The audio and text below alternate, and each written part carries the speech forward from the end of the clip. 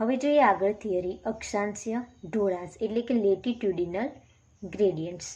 તો પ્રાણીઓ અને વનસ્પતિઓની વિવિધતા સમગ્ર વિશ્વમાં સમાન નહીં પરંતુ અસમાન વિતરણ દર્શાવે છે. એટલે આપણને ખબર છે કે પ્રાણીઓની અને વનસ્પતિઓની જે વિવિધતા છે એ સરખી નથી, અલગ અલગ છે. પ્રાણીઓ તેમજ વનસ્પતિઓના ઘણા સમૂહો માટે વિવિધતામાં રસપ્રદ ભાતો મળે છે, જેમાં ખૂબ જ જાણીતી વિવિધતામાં અક્ષાંશીય ક્રમબદ્ધ ઢોળાંશ છે, એટલે કે ઉતાર ચઢાવ છે. સામાન્યતઃ વિષુવવૃત્તીય એટલે કે ભૂમધ્ય રેખા એટલે કે ઇક્વાટોરથી ધ્રુવ પ્રદેશ તરફ જઈએ તેમ જાતિ વિવિધતા ઘટતી જાય છે. એટલે આપણને ખબર છે કે પૃથ્વીનો જે પ્રદેશ છે એમાં 4 દિશાઓ જે દર્શાવવામાં આવે છે. કઈ 4 દિશા? તો પૂર્વ, પશ્ચિમ, ઉત્તર અને દક્ષિણ. તો જે ઉપરનો ભાગ છે એટલે કે પૂર્વથી પશ્ચિમનો જે મધ્યનો ભાગ છે એને વિષુવવૃત્તીય પ્રદેશ કહેવાશે અને એના ઉપર તરફનો જે ભાગ છે, ઉત્તર તરફનો જે ભાગ છે એને ધ્રુવ પ્રદેશ કહેવાય. તો વિષુવવૃત્તીય પ્રદેશથી જેમ ધ્રુવ પ્રદેશ તરફ જઈએ તેમ જાતિ વિવિધતા જે છે એમાં ફેરફાર થતો જોવા મળે છે. એટલે કે જાતિ વિવિધતા ઘટતી જાય. વિષુવવૃત્તીય પ્રદેશથી જેમ ધ્રુવ પ્રદેશ તરફ જઈએ તેમ જાતિ વિવિધતા ઘટતી જાય છે. ફક્ત કેટલાક જ અપવાદો સાથે વિષુવવૃત્તીય એટલે કે ઉષ્ણકટિબંધીય વિસ્તાર, જેમાં અક્ષાંશીય સીમા 23.5 સેલ્સિયસ ઉત્તરથી 23.5 સેલ્સિયસ દક્ષિણ સુધીમાં સમશીતોષ્ણ કે ધ્રુવ પ્રદેશો કરતાં વધારે જાતિઓ જોવા મળે છે. એટલે કે વિષુવવૃત્તીયથી ઉષ્ણકટિબંધ તરફ જઈએ તો જાતિ વિવિધતા ઘટતી જાય છે. એના માટે ચોક્કસ અક્ષાંશીય સીમા દર્શાવેલી છે. કઈ અક્ષાંશીય સીમા? તો 23.5 ડિગ્રી ઉત્તરથી 23.5 ડિગ્રી દક્ષિણ સુધીમાં સમશીતોષ્ણ કે ધ્રુવ પ્રદેશો કરતાં વધારે જાતિ જોવા મળે છે. એટલે કે સમશીતોષ્ણથી વિષુવવૃત્તીય પ્રદેશ તરફ વધારે જાતિ જોવા મળે છે. તો વિષુવવૃત્તથી નજીક રહેલા કોલંબિયામાં 1400 જેટલા પક્ષીઓની જાતિઓ, જ્યારે 41 ડિગ્રી ઉત્તરમાં રહેલા ન્યૂયોર્કમાં 105 જેટલી પક્ષીઓની જાતિ તથા 71 ડિગ્રી ઉત્તરમાં સ્થિત ગ્રીનલેન્ડમાં ફક્ત 56 પક્ષીઓની જાતિઓ ધરાવે છે. જે MCQs માટે મોસ્ટ ઇમ્પોર્ટન્ટ છે. ખાસ યાદ રાખવાનું છે કે વિષુવવૃત્તની નજીક રહેલા કોલંબિયામાં કેટલી જાતિ? તો 1400 છે, જ્યારે ઉત્તરમાં રહેલા ન્યૂયોર્કમાં 105 છે અને પક્ષીઓની જાતિઓ છે, જ્યારે ગ્રીનલેન્ડમાં ફક્ત 56 પક્ષીઓની જાતિ ધરાવે છે. ભારત કે જેનો અધિકતમ જમીન વિસ્તાર ઉષ્ણકટિબંધીય અક્ષાંશમાં છે તે 1200થી વધારે પક્ષીઓની જાતિ દર્શાવે છે. હવે આ જે ભાગ છે, મધ્યનો જે ભાગ છે એને વિષુવવૃત્તીય પ્રદેશ કહેવાશે અને એમાં સૌથી વધારે પક્ષીઓની જાતિ છે. કેટલી છે ઉષ્ણકટિબંધીયમાં? તો 1200થી પણ વધારે પક્ષીઓની જાતિ છે. ઇક્વાડોર જેવા ઉષ્ણકટિબંધીય વન વિસ્તારમાં વાહક પેશીધારી વનસ્પતિઓની જાતિઓ USAના મધ્ય પશ્ચિમ જેવા સમશીતોષ્ણ ક્ષેત્રના વન વિસ્તારો કરતાં 10 ગણી વધારે છે. આ પણ ઇમ્પોર્ટન્ટ છે. કઈ વનસ્પતિ? તો વાહક પેશીધારી વનસ્પતિ છે. દક્ષિણ અમેરિકામાં એમેઝોનના મોટાભાગના ઉષ્ણકટિબંધીય વર્ષાઓનો પૃથ્વી પર સૌથી વધારે જૈવ વિવિધતા ધરાવે છે. આ પણ MCQsમાં પૂછાય છે કે પૃથ્વી પર સૌથી વધારે જૈવ વિવિધતા ક્યાં જોવા મળે? તો દક્ષિણ અમેરિકામાં એમેઝોનમાં જે છે એના મોટાભાગના ઉષ્ણકટિબંધીય વર્ષાવનો પૃથ્વી પર સૌથી વધારે જૈવ વિવિધતા દર્શાવે છે. તો આ વિસ્તારમાં જૈવ વિવિધતાની સંખ્યા કેટલી છે? તો તે 4000 વનસ્પતિની જાતિ. ખાસ યાદ રાખજો, અમેઝોન જે જંગલ છે એમાં વનસ્પતિની જાતિઓ કેટલી છે? તો 40,000 વનસ્પતિની જાતિઓ છે. જેમાં મત્સ્યની જાતિ કેટલી છે? તો 3000 છે. પક્ષીઓની જાતિ કેટલી છે? તો 1300 છે. અને 427 સસ્તનોની જાતિ, 427 ઉભયજીવીઓની જાતિ, 378 સરીસૃપોની તથા 1,25,000થી વધારે અપૃષ્ઠવંશી પ્રાણીઓની જાતિઓનું નિવાસસ્થાન છે. આ જે આંકડા છે એ ખાસ યાદ રાખવાના છે, જે દક્ષિણ અમેરિકાના એમેઝોન જંગલમાં જોવા મળે છે. વૈજ્ઞાનિકોનું અનુમાન છે કે આ વર્ષાવનોમાં અત્યારે પણ ઓછામાં ઓછી 2 મિલિયન એટલે કે 20 લાખ જેટલી કીટક જાતિઓની શોધ તથા નામકરણ કે ઓળખ બાકી છે.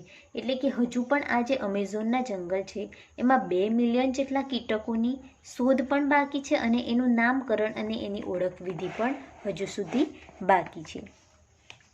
ત્યાર પછી વિષુવવૃત્તીય વિસ્તારમાં એવું શું વિશેષ છે જે તેમની સૌથી વધારે વિવિધતા માટે કારણભૂત છે? આપણને સવાલ થાય છે. તો પરિસ્થિતિવિદો તથા ઉદ્વિકાસીય જીવશાસ્ત્રીઓએ ઘણી પરિકલ્પનાઓ પ્રસ્થાપિત કરી છે. એટલે કે કેટલાક પરિસ્થિતિવિદો અને કેટલાક જે ઉદ્વિકાસીય જીવશાસ્ત્રીઓ છે એમણે પોતાની કેટલીક પરિકલ્પનાઓ એટલે કે પોતાના મંતવ્યો વ્યક્ત કર્યા, જેમાંથી કેટલીક મહત્ત્વની છે જે જાતિ ઉદ્વિકાસ સામાન્ય રીતે સમયનું કાર્ય કરે છે અને સમશીતોષ્ણ કટિબંધ આધીન વિસ્તારોમાં ભૂતકાળમાં વારંવાર હિમપ્રપાત થતો રહ્યો, જ્યારે તેનાથી વિપરીત ઉષ્ણકટિબંધીય અક્ષાંશો લાખો વર્ષોથી તેની સાપેક્ષે ખલેલ વગરના રહ્યા છે અને આ જ કારણે જાતિ વૈવિધ્યકરણ માટે લાંબો ઉદ્વિકાસની સમય મળ્યો છે.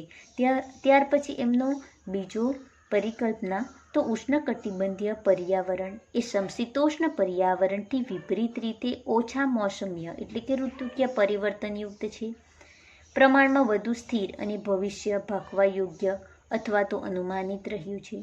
તો આવું સ્થિર પર્યાવરણ અનોખા વિશિષ્ટીકરણને પ્રોત્સાહિત કરતું રહ્યું તથા સૌથી વધુ જાતિ વિવિધતા તરફ દોરાયું છે. ત્યાર પછી ત્રીજું પરિકલ્પના જોઈએ તો વિષુવવૃત્તીય પ્રદેશોમાં વધુ સૌર ઉર્જા ઉપલબ્ધ છે જે તેના ઉચ્ચ ઉત્પાદનમાં સહભાગી બને છે અને આ ઉચ્ચ ઉત્પાદનમાં સૌથી વધુ વિવિધતા માટે પરોક્ષ રીતે ફાળો આપી શકે છે. તો આ રીતે અક્ષાંશીય ઢોળાંશમાં જૈવ વિવિધતા જોઈ શકાય છે. ત્યાર પછી આગળ જોઈએ જાતિ વિસ્તારના સંબંધો એટલે કે સ્પીસીસ એરિયા રિલેશનશીપ. તો જર્મનીના મહાન પ્રકૃતિવિદ અને ભૂગોળશાસ્ત્રી એલેક્ઝાન્ડર વોન હમ્બોલ્ટ, ખાસ યાદ રાખજો વૈજ્ઞાનિકનું નામ, જર્મનના મહાન પ્રકૃતિવિદ અને ભૂગોળશાસ્ત્રી એલેક્ઝાન્ડર વોન હમ્બોલ્ટે દક્ષિણ અમેરિકાના જંગલના વેરાન પ્રદેશોમાં તેમના પ્રારંભિક અને વ્યાપક સંશોધન દરમિયાન અવલોકન કર્યું હતું કે શોધખોળ એટલે કે સંશોધન વિસ્તારમાં વધારો કરવા માટે કોઈ પ્રદેશની જાતિ સમૃદ્ધિમાં વધારો થાય છે, પરંતુ માત્ર અમુક મર્યાદા સુધી જ. એટલે કે વૈજ્ઞાનિક એવું કહેવામાં આવે છે કે કોઈ એક વિસ્તાર છે જેમાં વિસ્તાર વધતો જાય છે તેમ જાતિ સમૃદ્ધિમાં વિવિધતા જોવા મળે છે, પરંતુ માત્ર અમુક મર્યાદા સુધી જ વિવિધતા જોવા મળે છે.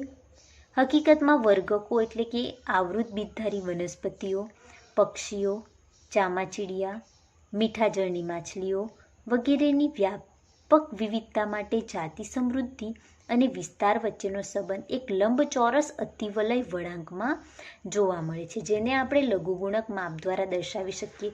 હવે આપણે જોઈએ જાતિ વિસ્તારના સંબંધો એટલે કે સ્પીસીસ એરિયા રિલેશનશીપ. જેમ વિસ્તાર વધતો જાય છે તેમ જાતિ સમૃદ્ધિમાં વધારો થતો જાય છે. ધારો કે અહીં વિસ્તાર એ દર્શાવવામાં આવેલો છે, તો અહીં વિસ્તાર નાનો છે તો માની લેવો આ વિસ્તારમાં 10 જાતિ છે. ત્યાર પછી વિસ્તાર બી દર્શાવેલો છે એટલે કે એ વિસ્તાર કરતાં એનો પ્રદેશ વધે છે, તો આ વિસ્તારમાં 10થી થશે 15 જાતિ. ત્યાર પછી વિસ્તાર સી છે એટલે કે 17 જાતિ. ત્યાર પછી વિસ્તાર ડી છે તો 18 જાતિ. તો આપણે જોઈ શકીએ છીએ કે જેમ વિસ્તાર વધતો જાય છે તેમ જાતિ સમૃદ્ધિમાં વિવિધતા જોવા મળે છે. એટલે કે નાના વિસ્તારમાં ઓછી જાતિ હોય છે અને જેમ વિસ્તાર વધતો જાય છે તેમ જાતિઓમાં વિવિધતા જોવા મળે છે. તો એને લઘુગુણક માપ દ્વારા દર્શાવવામાં આવેલા છે. કયા વૈજ્ઞાનિક? તો એલેક્ઝાન્ડર વોન હમ્બોલ્ટ. આ વૈજ્ઞાનિકે લઘુગુણક માપ દ્વારા દર્શાવવામાં આવેલ છે. તો અહીં આકૃતિમાં જાતિ વિસ્તારના સંબંધનું પ્રદર્શન દર્શાવતું માપન પર સંબંધિત રેખીય બની જાય છે. તો હવે આપણે લોગ દ્વારા લઘુગુણક માપ દ્વારા એને જોઈશું. ખાસ યાદ રાખજો. હવે લઘુગુણક માપ પર એક્સ અક્ષ અને વાય અક્ષ દર્શાવેલ છે અને લઘુગુણક માપ પર આ સંબંધોને કેટલાક સમીકરણ દ્વારા દર્શાવવામાં આવે છે અને સમીકરણ કયું છે? તો log s is equal to log c plus Z log a. તો જેમ વિસ્તાર વધતો જાય છે તેમ જાતિ વિવિધતામાં વધારો થતો જાય છે. તો અહીં લોગનું માપ દર્શાવવામાં આવેલું છે. લોગનું સ્વરૂપ એટલે કે સ્ટ્રેટ લાઇન, જે લોગ માપ દર્શાવવામાં આવેલ છે અને એને સમીકરણ દ્વારા દર્શાવવામાં આવેલું છે. હવે જાતિ સમૃદ્ધિ આલેખ શેનો દર્શાવવામાં આવેલું છે? તો જાતિ સમૃદ્ધિ એટલે કે સ્પીસીસ રિચનેસ, જેને એસ દ્વારા દર્શાવવામાં આવે છે. સ્પીસીસ રિચનેસ જેના કારણે એને એસ દ્વારા દર્શાવવામાં આવે છે. જ્યારે એ કોના વિરોધ છે? તો વિસ્તાર એટલે કે એરિયાના વિરોધ છે, જેને સિમ્બોલ એ દ્વારા દર્શાવવામાં આવેલ છે. હવે લોગ સ્વરૂપ જોઈએ તો લોગ સ્વરૂપ log s is equal to log c plus z log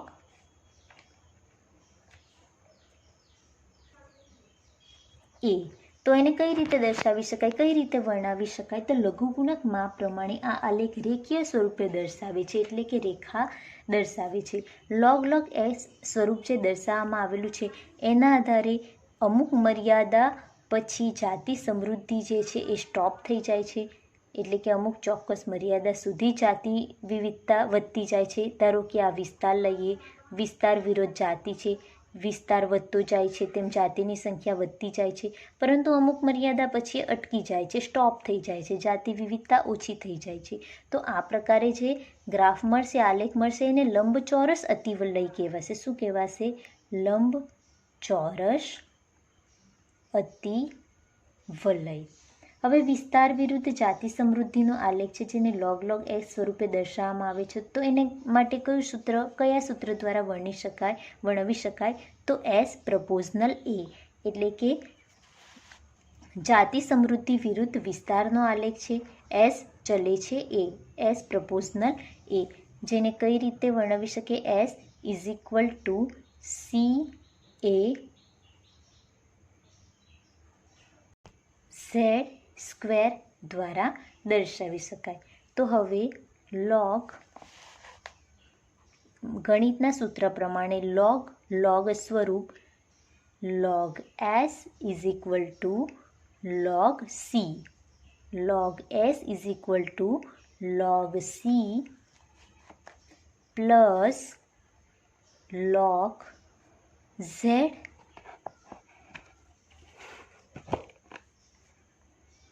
log a. તો આ રીતે એને દર્શાવી શકાય છે. હવે આલેખમાં y આંતરછેદ દર્શાવે છે, એટલે કે આલેખમાં આપણે જોઈ શકીએ કે y આંતરછેદ દર્શાવે છે. આ આલેખમાં શું દર્શાવે છે? તો y આંતરછેદ એટલે કે આ જે લંબચોરસ અતિવલય છે એ yને કોઈક ઘટકમાં છેદે છે, જેથી એને y અંતરછેદ કહેવાય છે. જેના કારણે આપણે એને લખી શકીએ, આ લોગ સ્વરૂપ છે. y is equal to c, જાતિ વિરુદ્ધ વિસ્તારનો આલેખ છે એટલા માટે y is equal to c plus z. એને કઈ રીતે દર્શાવી શકાય? તો mx, જેને શું કહેવાશે? અચળાંક કહેવાશે. તો આ જે સમીકરણ બને, આ સમીકરણને શું કહેવાશે? રેખાનું સમીકરણ. આ સમીકરણને શું કહેવાશે? રેખાનું સમીકરણ. હવે લઘુગુણક પ્રમાણે આપણને આ આલેખ રેખીય સ્વરૂપે દર્શાવે છે, એટલે કે રેખા દર્શાવે છે. લઘુગુણક પ્રમાણે આપણે જોઈ શકીએ કે રેખા સ્વરૂપે દર્શાવે છે, રેખીય સ્વરૂપે દર્શાવે છે. તો આ આલેખ પ્રમાણે જે આપણને સમીકરણ મળશે, જેમાં S બરાબર શું થશે? S બરાબર જાતિ સમૃદ્ધિ થશે, જેને આપણે આ રીતે લખી શકીએ, S ઇઝ ઇક્વલ ટુ જાતિ સમૃદ્ધિ. A ઇઝ ઇક્વલ ટુ વિસ્તાર એટલે કે એરિયા, જ્યાં C એટલે કે આપણે અહીં C જોયું છે, C is equal to y અંતરછેદ એટલે કે C જે છે એ કોઈક ભાગમાં એને છેદે છે, એટલે કે આપણે સૂત્ર દ્વારા દર્શાવી શકીએ કે log s is equal to log c plus z log a, જ્યાં C જે છે અંતરછેદ દર્શાવે છે, S બરાબર જાતિ સમૃદ્ધિ દર્શાવે છે, y અંતરછેદ શું છે તે આપણે આગળ જોઈશું, અને Z બરાબર શું દર્શાવશે? રેખાનો ઢાળ દર્શાવશે. અને આ રીતે આપણે સમીકરણને તારવી શકીએ છીએ.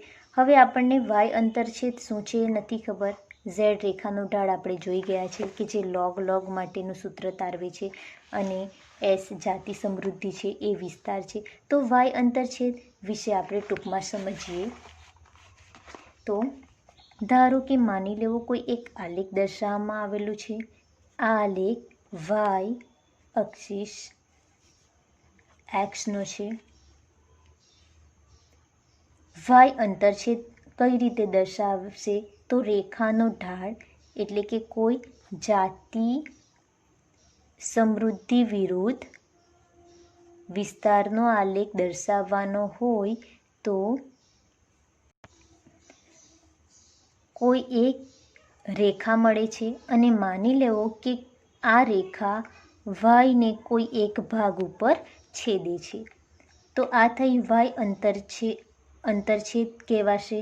ત્યાર પછી એના માટેનો રેખાનો ઢાળ શોધવાનો હોય તો કઈ રીતે શોધી શકાય? તો આ જે લાઈન થઈ એને શું કહેવાશે? વાય અંતરછેદ કહેવાશે. કારણ કે આ જે રીડિંગ છે એ વાયને છેદે છે, વાય અક્ષને છેદે છે, જેથી એને વાય અંતરછેદ કહેવાશે. હવે આપણે રેખાનો ઢાળ શોધવાનો છે એટલે કે આપણે જોઈ ગયા આગળ કે કેવા પ્રકારનો વલય કહેવાય. તો લંબચોરસ અતિવલય કીધું છે તો કઈ રીતે દર્શાવી શકાય? તો એના માટે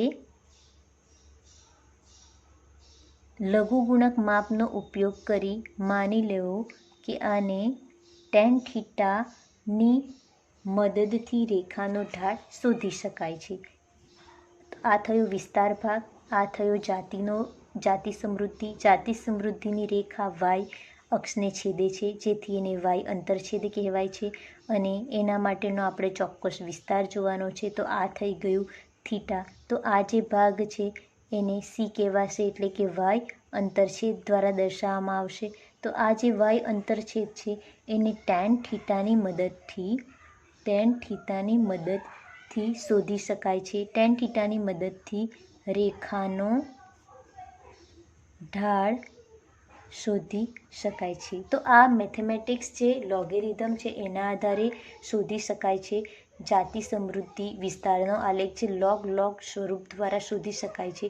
તો આ જે જાતિ સમૃદ્ધિ વિસ્તાર છે એને લંબચોરસ અતિવલય વિસ્તાર કહેવાશે, જે આપણે શીખી ગયા.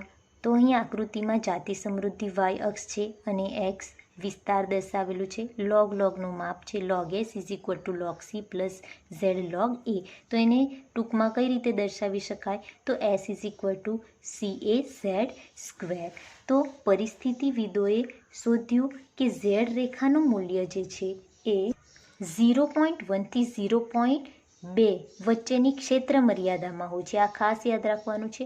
પછી ભલે વર્ગીકરણીય સમૂહ કે પ્રદેશો જેમ કે બ્રિટનમાં વનસ્પતિઓ, કેલિફોર્નિયા પક્ષીઓ કે ન્યૂયોર્કમાં રાજ્યમાં મૃદુકાયો કોઈ પણ હોય એને અનુલક્ષીને સમાશ્રયણ રેખાઓનો. પરંતુ જો તમે સમસ્ત ખંડો જેવા કોઈ ખૂબ જ વિશાળ પ્રદેશો વચ્ચેના જાતિ વિસ્તાર સંબંધોનું પૃથ્થકરણ એટલે કે વિશ્લેષણ કરશો તો તમને જોવા મળશે કે સમાશ્રયણ રેખાનો ઢાળ ખૂબ જ વધારે તીવ્ર એટલે કે ત્રાસો ઊંચો ઢાળ છે.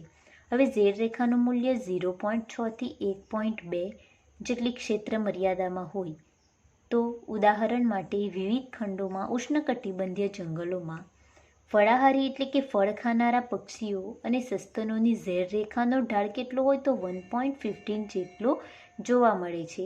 એટલે કે ઝેડ રેખાનું મૂલ્ય જેટલું વધારે તેમ જાતિ સમૃદ્ધિ વધારે અને ઝેડ રેખાનું મૂલ્ય ઓછું તેમ જાતિ સમૃદ્ધિ ઓછી. તો આ સંદર્ભમાં તીવ્ર ઢોળાંસ એટલે કે ત્રાસા ઊભા ઢોળાંસ માટે આપણે શું કહી શકીએ? તો આ રીતે આપણે જાતિ વિસ્તારના સંબંધોનું પ્રદર્શનમાં જોઈ ગયા કે લંબચોરસ અતિવલય પ્રકારનો આલેખ મળે છે જેમાં જાતિ સમૃદ્ધિના વિરુદ્ધ વિસ્તારનો આલેખ છે એટલે કે વાય અક્ષિસ એક્સનો આલેખ છે, જેમાં લોગનું સ્વરૂપ એટલે કે માપ દ્વારા જ્યારે આપણે ગાણિતિક નિયમનો ઉપયોગ કરીએ ત્યારે log s = log c + z log a એટલે કે એને ટૂંકમાં કઈ રીતે દર્શાવી શકાય? તો s ચલે છે એ જે છે એને કઈ રીતે દર્શાવી શકાશે? તો s = CAZ² એટલે કેવા પ્રકારનો આલેખ મળશે? લંબચોરસ અતિવલય. તો આ રીતે જાતિ વિસ્તાર સંબંધો જે છે એને દર્શાવી શકાય છે. જેને ગાણિતિક સમીકરણ દ્વારા દર્શાવી શકાય છે.